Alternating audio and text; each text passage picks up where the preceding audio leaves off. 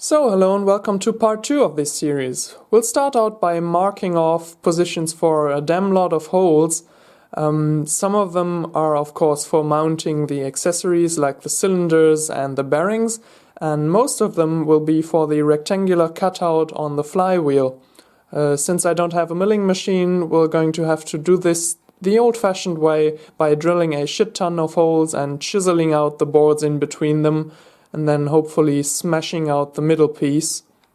This is quite the job for a small drill press like mine, since the motor is going to get quite loaded and I had to pay attention not to overheat it, but overall it went pretty well.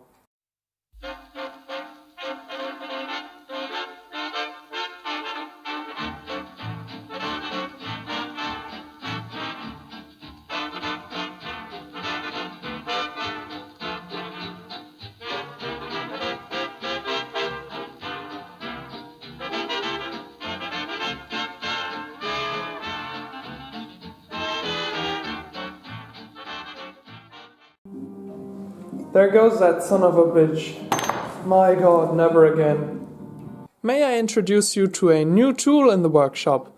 This is of course a dental drill, which is going to be used for minor work only, but since this thing is probably pre-World War II, it's strong enough to even grind metal away, and that's what we're going to use it for. It has 4 speeds ranging from 750 to 11,000 RPM, and this die grinder is going to save me a whole lot of work on filing and tidying up the slot.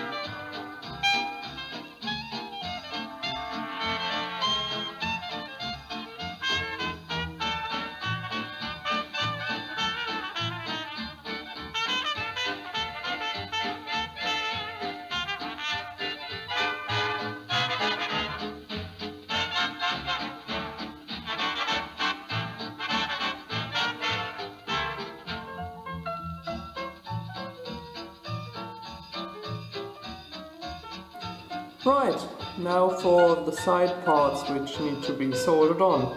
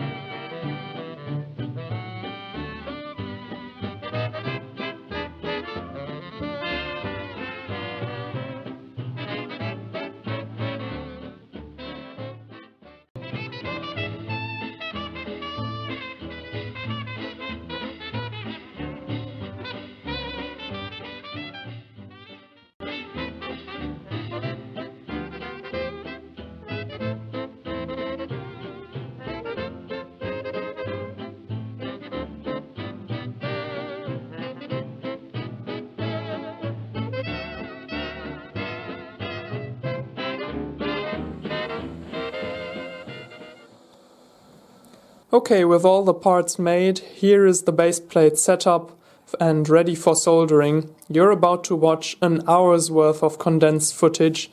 This was extremely tense and a lot of work.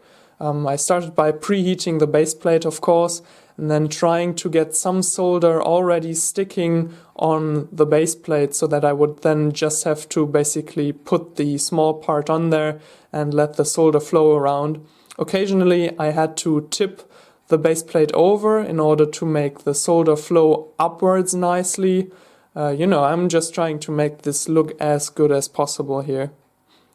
Also, let me know if you want to see more of these benchwork shots, like me filing and sawing and so on.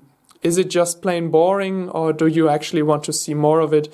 Or should I just say, after a whole lot of filing, this and that turned out? Let me know.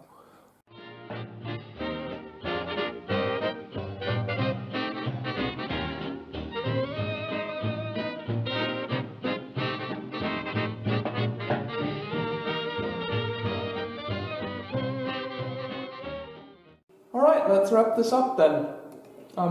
There is one or the other imperfection on this thing, most of which could have been prevented.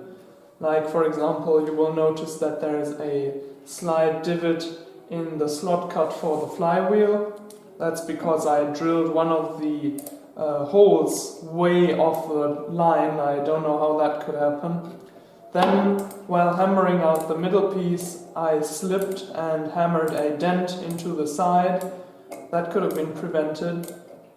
The soldering fillets on the soldered on external parts aren't perfect everywhere. Some of them could have been a bit nicer, but I don't think anything could have been done about that. And then, of course, there's the one or the other mismatch in the lines that the shaper produced. But, dimension-wise, everything here is spot on, really. And I couldn't be more pleased about that. Surfaces look very nice. Although I have to say that the finishing tool that I spent so much time grinding left a worse finish on the top than when I just went at it with the roughing tool and crazy feed rates on the sides. Which is a bit of a disappointment, but oh hey. And then, of course, all these imperfections on here are really small compared to when you take a look at the original, which of course would have been cast, and there are so many imperfections on there, then this one just looks, like it was remade and not cast. Oh what? So, I'm going to finish off this last hole here, hopefully not breaking anything. I still can do that, and then we're about ready to start making the remaining 150 or so parts.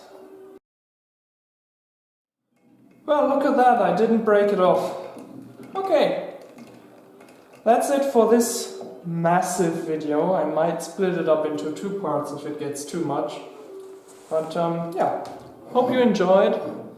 There's your base plate, and putting the flywheel in here, you can really imagine the steam engine around this.